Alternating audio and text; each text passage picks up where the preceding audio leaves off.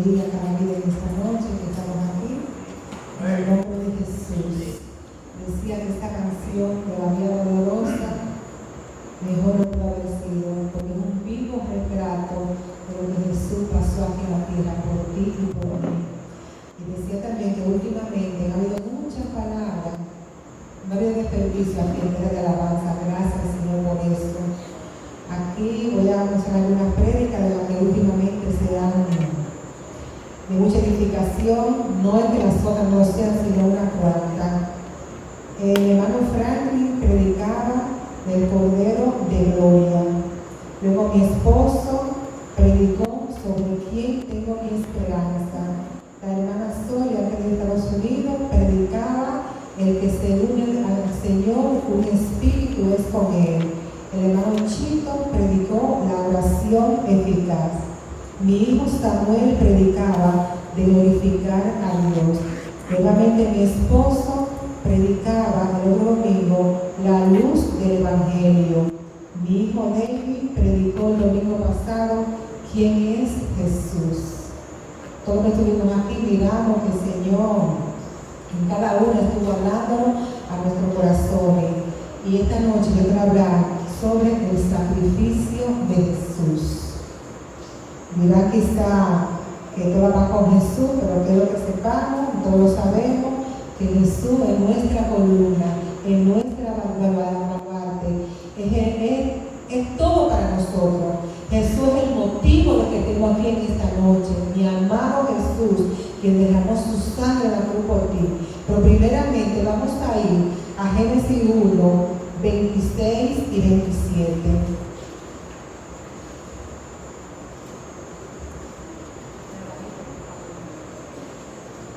Génesis 1,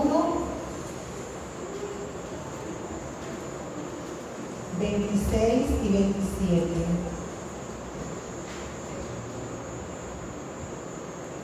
Dice así la palabra en el nombre de Jesús.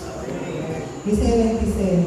Entonces dijo Dios: hagamos al hombre a nuestra imagen, conforme a nuestra semejanza, y señoree en los peces del mar, en las aves de los cielos, en la bestia y de toda la tierra, y de todo animal que se arrastra sobre la tierra.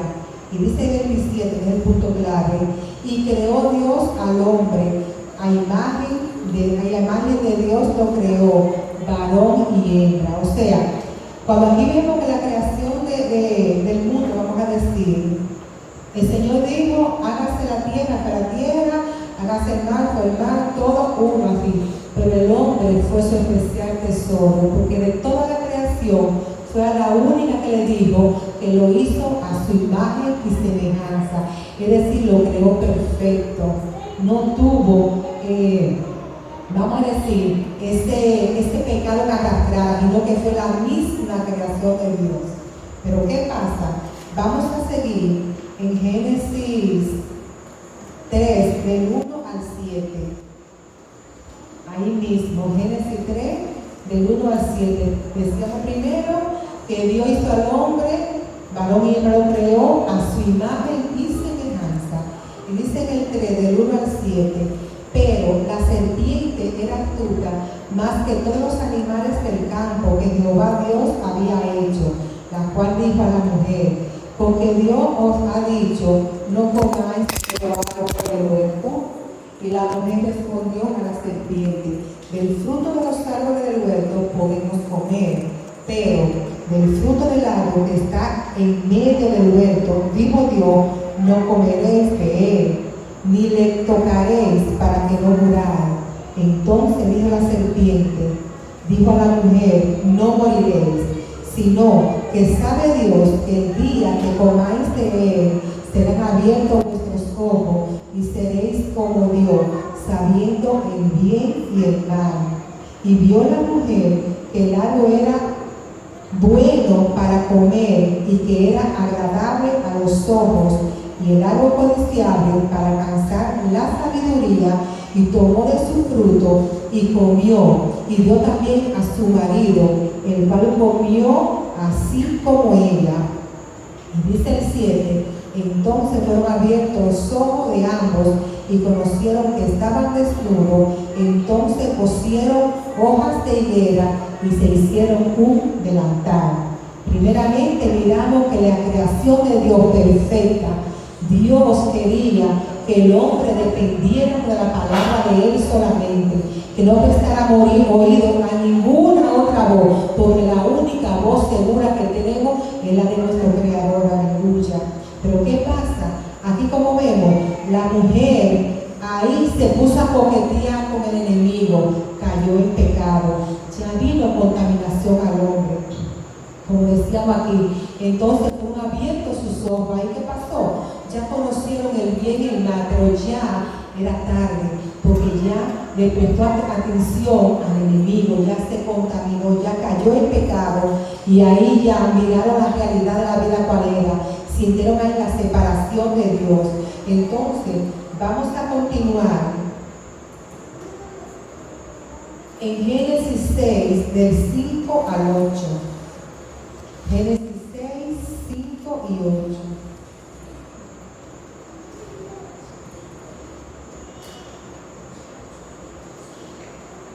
Dice así: y vio Jehová que la maldad de los hombres era mucha en la tierra, y que todo era designio de los pensamientos del corazón de ellos, eran de continuo solamente al mal.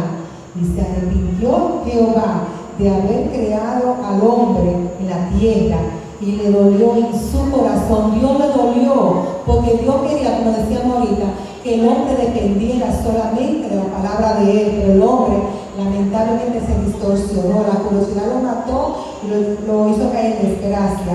Y dice el 7, y dijo Jehová: traeré de sobre la faz de la tierra a los hombres que he creado, desde el hombre hasta la bestia, y hasta el reptil y las aves del cielo, pues me arrepiento de haberlos hecho. Pero Noé halló gracia ante los ojos de Jehová. Aquí vemos que el mar estaba caminando, pero había un hombre justo, que era Noé. Y aquí todos sabemos la historia de Noé. Pero primeramente, en esta parte de Noé, quiero primeramente relacionarlo, que cuando ahora no leíamos de la creación del hombre, que Adán y Eva pecaron, primeramente vemos que vinieron los hijos de Adán y Eva. Todos sabemos la historia de Caín, lo que pasó con Caín y lo que pasó con Abel. Yo aquí, con lo que leí la palabra, miraba, todos sabemos que cuando Dios creó al hombre, hizo un muñeco sin vida de tierra, pero sopló aliento de vida, que es el espíritu que tiene el hombre que conecta con Dios. Entonces ahí vemos que la parte de Caín y Abel, yo miraba así, la parte de Caín era la parte caída del hombre, la parte que pecó, pero la parte de Abel era la parte, lo que conserva, lo que es el aliento de vida. O sea, había un pábilo que humeaba en la tierra, era la misericordia de Dios, y ahí estaba Abel. Lo mismo vemos aquí con Noé también. Dice la palabra que cuando leemos el capítulo completo, que la tierra estaba llena de pecado, pero había un hombre justo, que era Noé y su familia. Y todos sabemos lo que pasó ahí, que Dios destruyó toda la creación, excepto Noé, su esposa, sus 3 hijos, y las 3 esposas de sus hijos, y de cada especie de animales, un pan, porque el plan de Dios era que la tierra continuara. Pero cuando leemos completamente el Antiguo Testamento, todo, hasta los días de hoy, vemos que el hombre cae y se levanta. Se vuelve todo como un círculo vicioso en todo esto aquí, pero es como la caída de la parte análica, la parte que cayó, que cuando se levanta es el pábilo que humea del Espíritu Santo, del Espíritu que Dios puso en el hombre, aleluya. Esa parte hay que no hemos perdido, gracias al Señor. Dice en Isaías 53, del 1 al 5. Primeramente estamos mirando cómo entró el pecado en el hombre, cómo entró el pecado al mundo.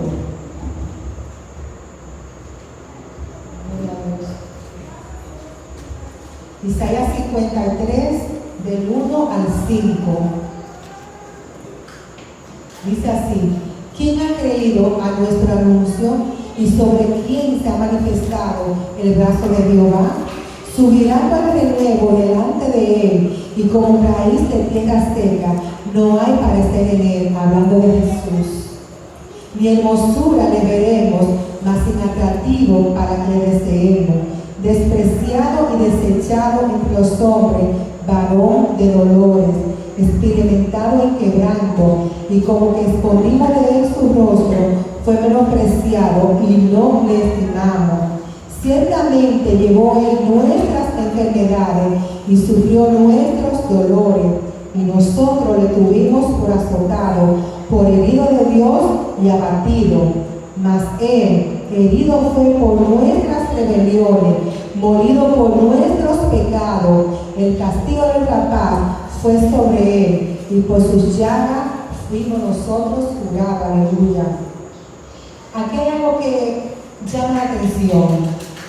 Si mal no recuerdo, creo que Isaías fue escrito aproximadamente 700 años antes de Jesús. Pero Isaías, inspirado por revelación del Espíritu Santo, vio esto como que había pasado. Jesús todavía, humanamente, no había subido a la cruz, pero ya Isaías lo había visto. Dice, y por su llaga fuimos en pasado, fuimos curados. O sea, ya esa predestinación, como decirlo, de Jesús ya estaba en la tierra como una promesa, y es precioso. Ahí entonces sabemos que Isaías se llama el profeta mesiánico. Todo habla de Jesús, pero Isaías en especial. Ahí estaba ya lo que era la promesa de la redención al hombre que había caído en el Edén allá atrás en el Génesis. Ya había una promesa, venía un redentor que venía a sanar de nuestras rebeliones. Vamos a buscar en Lucas 2, del 8 al 14.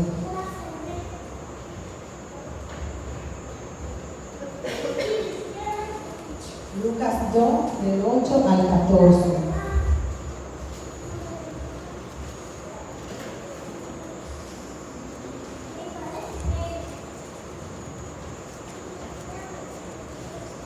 Dice así: habían pastores en la misma región que velaban y guardaban las vigilias de la noche sobre su rebaño. O sea, que estaba hablando de lo que es el nacimiento de Jesús, de ese que ya Isaías había profetizado, que parte lo leímos, pero que conocemos la historia.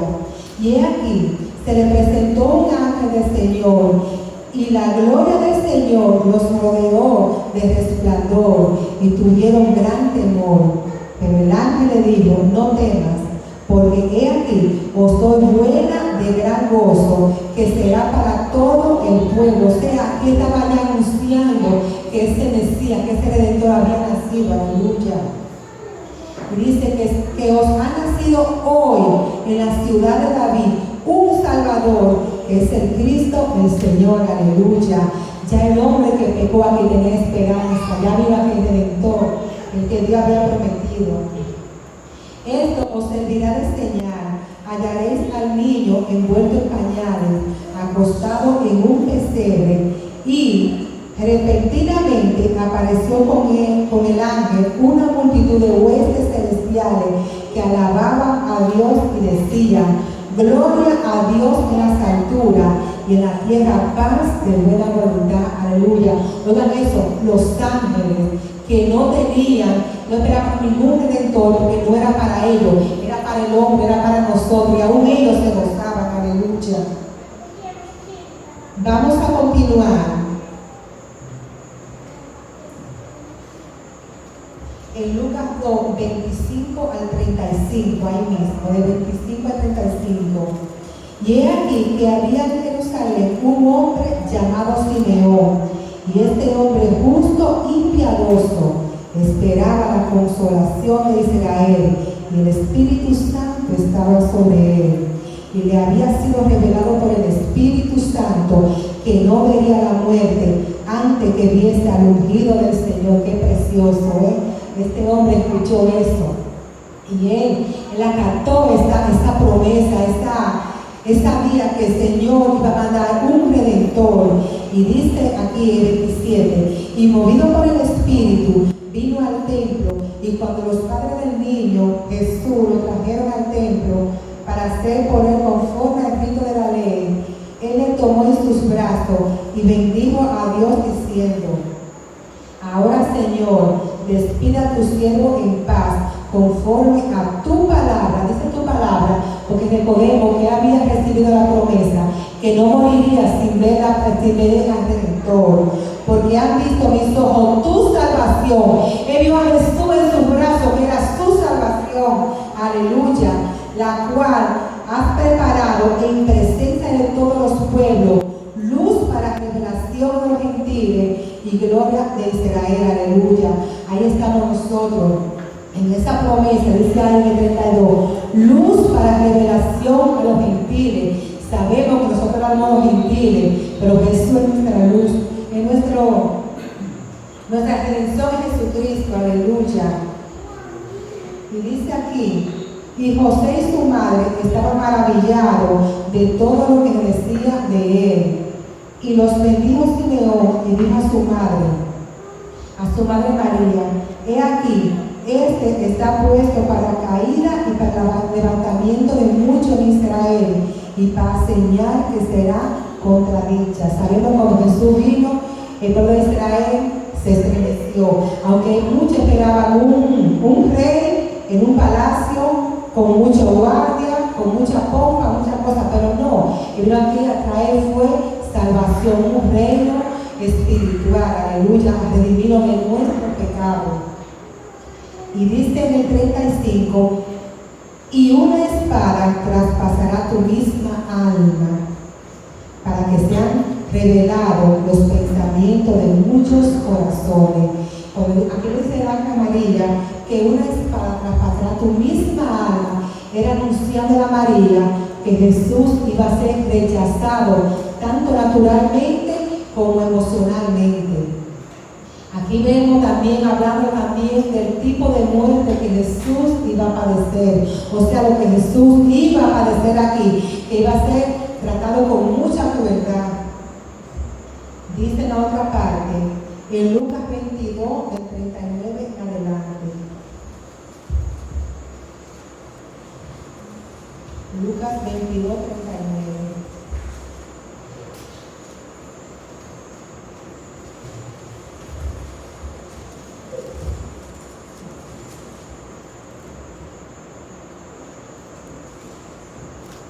Dice así, ya sabemos que Jesús principó su ministerio, y dice el 39, y saliendo se fue como solía al monte de los olivos. Al monte de los olivos, y sus discípulos también le seguían. Cuando llegó a aquel lugar, les dijo: orad que no entréis en tentación. Y él se apartó de ellos a distancia como de un tiro de piedra, y puesto de rodillas oró, diciendo: Padre, si quieres, pasa de mí esta copa, pero no se haga mi voluntad sino la tuya. Jesús aquí estaba mirando ahí. Él no fue que él quería que el Señor le quitara eso. Él le dijo: si es posible, quita de mí esta copa, pero que no se haga su voluntad sino la del Padre. Porque tendrá que ser, como el Padre decía, para que el sacrificio fuera perfecto, aleluya. Y dice así: y se le apareció un ángel del cielo para fortalecerlo, y estando en agonía, oraba más intensamente, y era su sudor como grandes gotas de sangre que caían hasta la tierra. Aquí hemos dicho muchas veces que una persona en una agonía profunda puede sudar como gotas de sangre, pero también tenemos que mirar que yo sé que humanamente duelen los golpes. El Señor fue molido. La parte que él miraba era que sabía que iba a haber una separación entre él y el Padre, la cual nunca había sucedido. Dice 45, cuando se levantó de la oración y vio a sus discípulos, los halló durmiendo a causa de la tristeza, y les dijo: ¿por qué dormís? Levantaos y orad para que no entréis en tentación. Y dice el 47, mientras él aún hablaba, se presentó una turba, y el que se llamaba Judas, uno de los 12, que iba al frente de ellos, y se acercó hasta Jesús para besarle. Entonces Jesús le dijo: Judas, ¿con un beso entrega al Hijo del Hombre? Aquí estamos mirando que Judas, era uno de los seguidores, también lo dejó. Pero esto era para que el sacrificio fuera perfecto. Él tenía que estar solo en el sacrificio. Y dice en el 48, entonces Jesús le dijo a Judas: con un beso entrega al Hijo del Hombre. Viendo lo que estaban con él, lo que había de acontecer, le dijeron: Señor, heriremos la espada.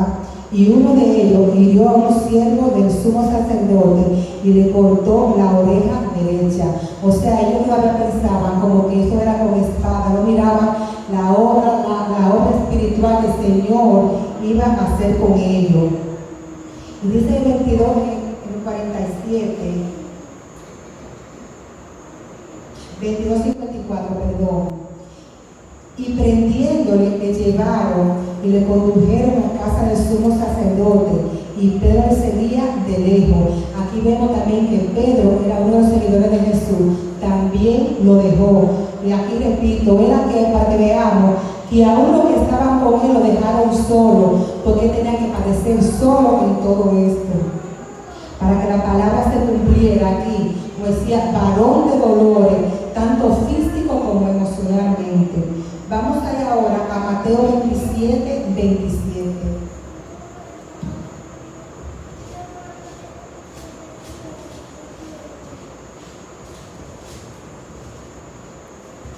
Mateo 27, 27.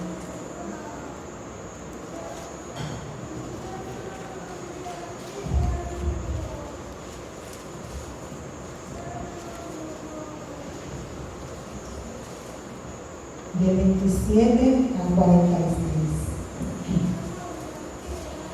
Entonces los soldados del gobernador llevaron a Jesús al pretorio y reunieron alrededor de él a toda la compañía, y desnudándole le echaron encima un manto de escarlata y pusieron sobre su cabeza una corona tejida de espina y una caña en su mano derecha.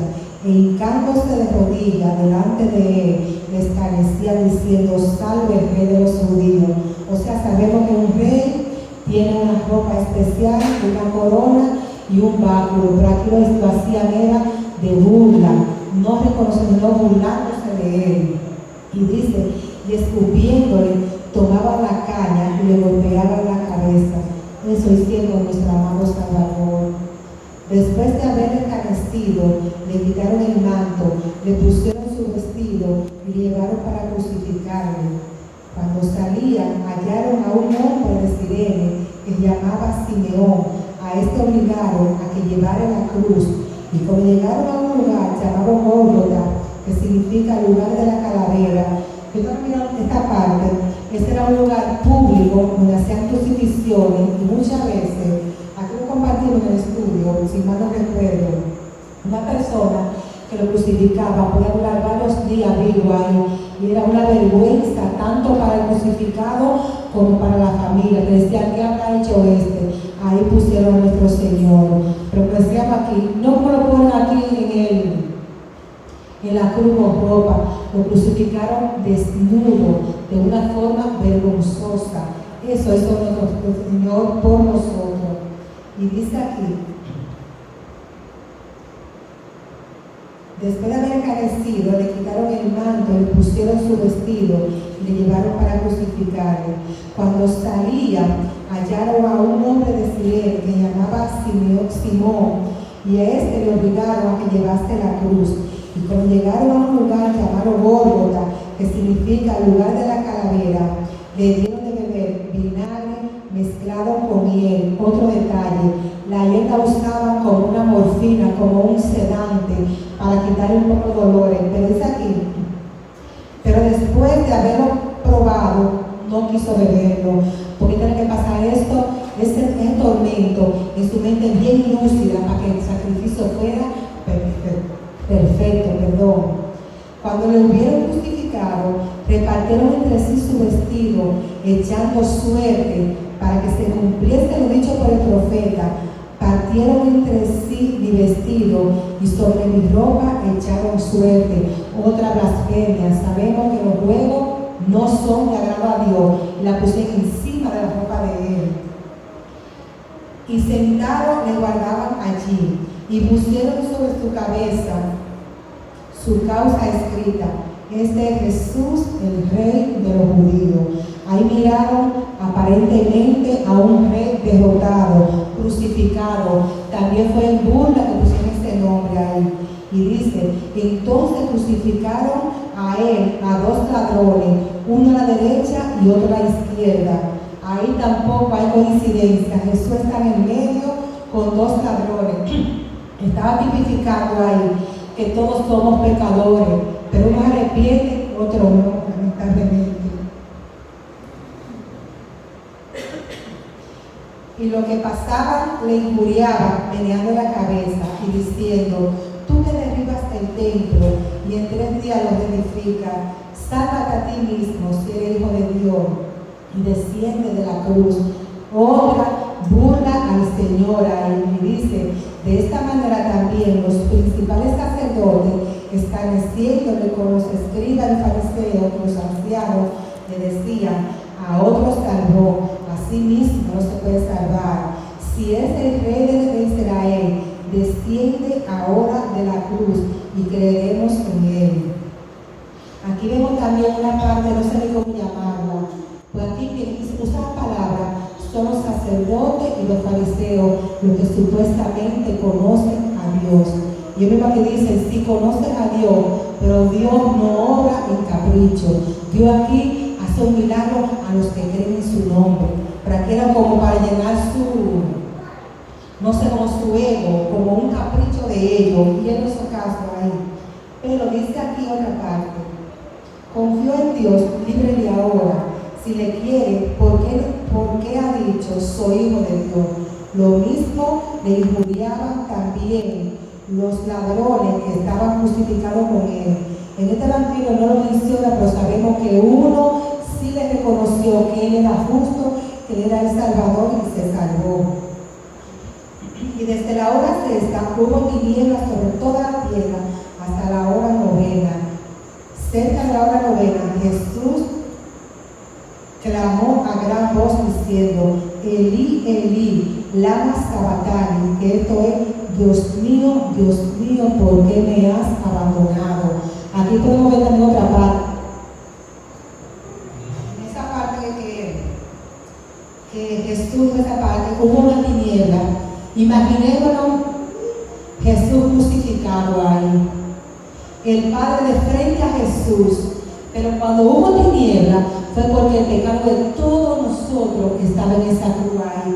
Y el Padre le dio la espalda para mirarnos a nosotros aquí, para decirle: mira, ese es mi Hijo amado, en el que yo dije: ahí tengo mi complacencia. Mira lo que yo he hecho por ti, porque tú pecaste allá al principio de la creación, tú pecaste, pero yo te he redimido. Ahí está mi Hijo amado. Ahora, ¿qué tú vas a hacer? Esa es la paga de tu pecado. Y por eso la palabra dice también: cuando Dios nos mira a nosotros, nos mira a través de Jesús, porque nos mira a nosotros, nos destruye. ¿Por qué? Porque somos pecadores. Pero Él nos mira a través de Jesús, que es el justo, que pagó por nosotros. Y en Él tenemos salvación. Aleluya. Y dice aquí: y algunos que estaban allí decían al oír: a Elías llama a este, pero no, él estaba clamando aquí. Y dice aquí en la otra parte, vamos a ver primeramente Colosenses 2:13. Colosenses 2:13.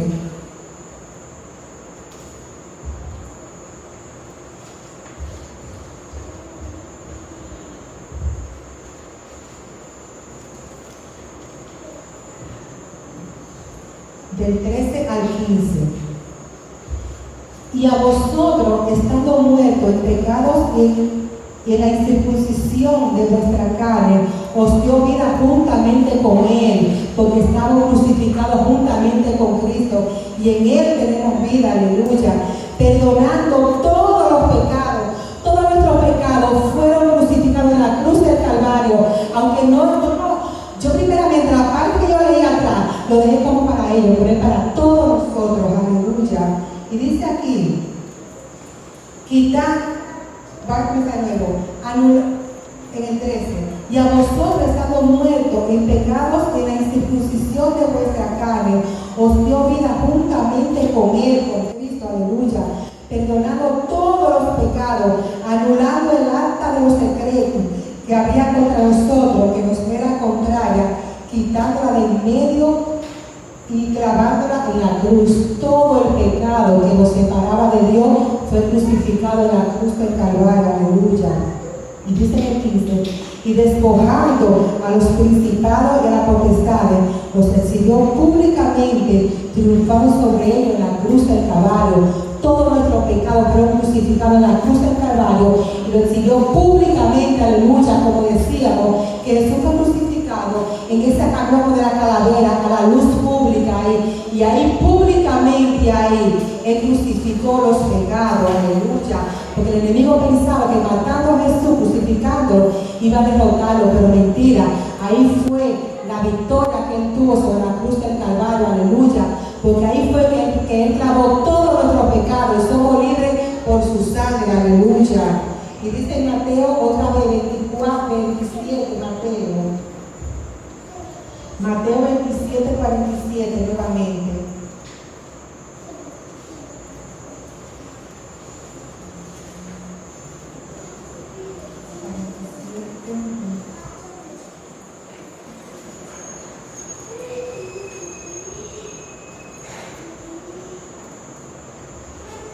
Algunos que estaban allí decían al oír a Elías llama, y al instante corrieron uno de ellos y tomó una esponja y la empapó de vinagre, poniéndola en una caña y le dio de beber. Pero más adelante vemos ahí que Jesús ahí entregó su vida por nosotros. Y ahí podemos ver también ahí que la creación que Dios creó perfecta, que se corrompió, pero que Él tenía misericordia y entregó a Jesús por cada uno de nosotros ahí. Y de ahí la palabra de Juan 3:16, que dice así, que de tal manera amó Dios al mundo, que dio a su Hijo unigénito, para que todo que en Él crea tenga vida eterna y no se pierda, aleluya. Eso es el amor de Dios ahí por nosotros. Ahora, pregunta mía es, si el Señor, mirando la maldad del hombre, desde la creación hasta los días de hoy, y después Jesús por nosotros, ¿qué vamos a hacer nosotros? No tenemos excusa para decir, no Señor, Él dio a Jesús en propiciación por nosotros, Él pagó por nosotros. Ahora, hay una parte que nos toca a nosotros, que es obedecer, que es caminar en su palabra, y tenemos la vida eterna, porque Él nos regaló en la cruz del Calvario. Amén. Dios les bendiga, mis hermanos. Hasta aquí me dio el Señor. No puedo añadir más que fue la palabra que el Señor me dio. Así es que vamos a meditar qué estamos haciendo con nuestra vida. ¿Qué estamos haciendo cada hora? ¿En qué empleamos nuestro tiempo? ¿Lo empleamos, el que lleva a muerte o lo lleva a vida? Tenemos a Jesús ahí.